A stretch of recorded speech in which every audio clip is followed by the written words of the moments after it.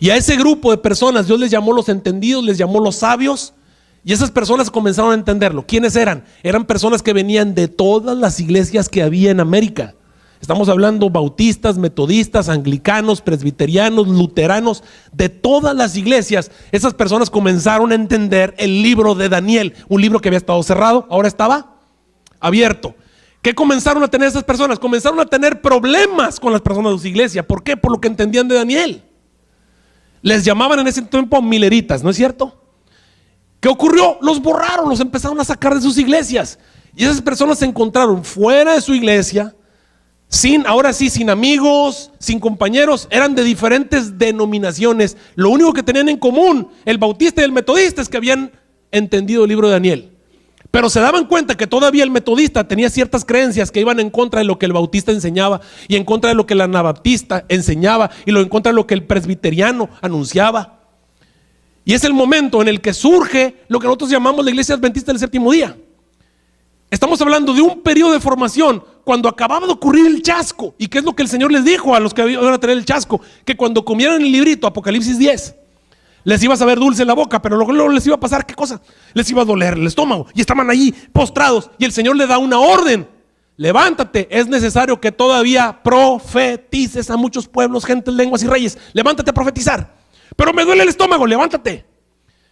Y entonces el Señor manda a alguien que les ayude. ¿Por qué? Porque los profetas sirven para animar. Los profetas sirven para exhortar. Los profetas sirven para iluminar el lugar oscuro. Ese grupo de personas que ya no tenían afiliación eclesiástica, ya no iban en ninguna iglesia porque los habían corrido, ya no tenían familia, ya no tenían soporte pastoral, no tenían una organización, no sabían para dónde ir, no tenían líderes. Eran simples personas que habían salido de las iglesias a las cuales habían pertenecido. No sabían ni qué hacer, ni siquiera qué estaba pasando. No entendían que Dios los estaba llamando con una misión específica y con un futuro específico. Y no entendían su misión. Se necesitaba que alguien recibiera visiones y sueños para que Dios les explicara lo que estaba pasando. Dios les tenía que explicar. ¿Cuál fue la primera visión que tuvo esta jovencita? Una visión en la que vio al grupo de personas que estaban entendiendo Daniel, que no eran personas de la misma iglesia. Incluso vio personas que ya conocía que eran presbiterianos, que por un momento ya decía, esos no son parte. Vio personas que eran anglicanos, y vio personas que eran bautistas y que eran metodistas de todas las demás iglesias. Incluso hasta los vio por nombre. Los vio caminando en ese camino, siguiendo a Cristo Jesús. Era como si Dios le estuviera diciendo, son la misma iglesia y van al mismo lugar. Lo que necesitan es ponerse de acuerdo. Necesitaban a alguien que les dijera eso. Cuando se necesita, Dios manda al profeta. Y ella se levanta y les dice, ¿saben qué? Aunque son anglicanos y presbiterianos y son bautistas y metodistas, dense cuenta que todos nacimos entendiendo Daniel. Dios nos está mostrando algo, pongámonos de acuerdo. Vamos en el mismo camino, vamos al mismo destino, vamos siguiendo a Cristo Jesús. Esa fue su primera visión. Por eso es la hermana White, por eso surge, para que se formara esta iglesia. Y entonces, ¿qué hicimos? Empezaron a llegar los bautistas y decían, bueno, pues en mi iglesia creemos que el bautismo es por inmersión. Y los metodistas dijeron, no, el bautismo es por agüita en la cabeza, es igual, como los católicos. Y venían los católicos y no, pues hay que seguir confesándonos con el sacerdote. Y venían los que venían de los presbiterianos y pensaban de tal manera, y venían los anglicanos y pensaban de tal manera. Y cada quien querían poner sus creencias de cada iglesia.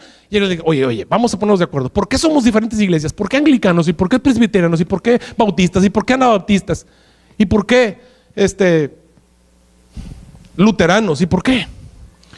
Porque tenemos diferentes creencias, hemos entendido la Biblia de diferente manera. Alguien tiene que estar equivocado y alguien tiene que tener la razón. Vamos a analizar las doctrinas y veamos quién tiene razón. Y de pronto dijeron, oye, los bautistas tienen razón. El bautismo es por inmersión, hay que meter a la persona en el agua completamente. Y ahí todos los demás dicen, sí, cierto, de acuerdo, estamos de acuerdo con los bautistas. Ahora vamos a bautizar metiéndolos en el agua. Y de pronto surge una hermana y dice, levanto la mano, Raquel Preston, y dice, ¿sabes qué? El día de reposo es el sábado. Y fue automático, no. Fue un periodo de 20, 30 años en el cual nos estábamos poniendo de acuerdo. Eso no hubiera ocurrido si no hubiera habido un profeta en Israel. Un profeta que mostrara que aunque ese bautista y ese metodista y ese anglicano tenían creencias y doctrinas distintas a las mías, no implicaba que no fueran el pueblo de Dios. Eran realmente el pueblo de Dios, iban caminando al mismo objetivo. Lo único que tenían que hacer era ponerse de acuerdo. Y para ponerse de acuerdo había que dejar de lado el orgullo, el egoísmo, los deseos familiares, las ligas familiares. Y ese grupo de personas dejaron todo eso de lado porque entendieron que ese bautista y ese metodista eran sus hermanos. ¿Qué los unía? El haber entendido el libro de Daniel. El haber entendido el libro de Daniel. Eran de diferentes doctrinas, eran de diferentes iglesias. ¿Y por qué surge la iglesia adventista? ¿Y por qué la iglesia adventista es una iglesia a la cual vienes y la atacas doctrinalmente? Le buscas alguna cosa en cuanto a la Biblia y te vas a encontrar que nosotros estamos fundados en este libro 100%. ¿Por qué? Porque en ese periodo de 30, 40 años se estableció la doctrina de esta iglesia basada en la discusión honesta entre personas que venían de todas las iglesias que había en esa época, con diferentes creencias. Esta no es una iglesia que nació así nada más, no, surgió precisamente en discutir doctrinas. ¿Y qué hicimos?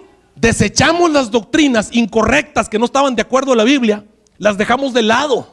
Sacamos lo mejor de los bautistas, lo sacamos. Sacamos lo mejor de los anabaptistas, lo mejor de los luteranos, lo mejor de los bautistas, lo mejor de los anglicanos, lo mejor de los presbiterianos, lo mejor de los católicos. Lo que no estaba de acuerdo con la Biblia, lo dejamos fuera.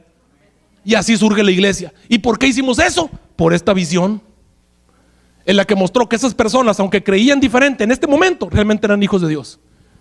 Y algunos de ellos hasta fueron mencionados por nombre en la visión, en la que ella dijo: vi a tal y vi a tal y vi a tal. Y eran personas de diferentes denominaciones. Y en ese momento ella entendió que eran sus hermanos y que había que ponerse de acuerdo con ellos. Necesitábamos a un profeta. ¿Cómo te podrías haber dado cuenta de eso?